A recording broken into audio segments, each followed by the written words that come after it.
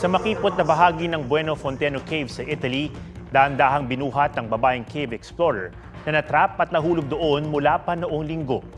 Hirapang nasa 100 rescuer at medical team.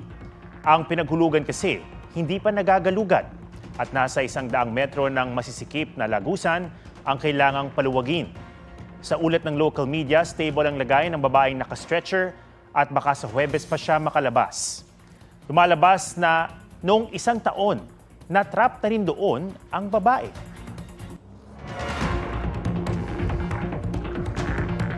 Niyanig ng magnitude 7.4 na lindol ang Vanuatu, isang kapuluan sa Pacific Ocean. Kita sa ilang video ang lakas ng pagyanig. Nagdulot ito ng takot at panik sa maraming residente.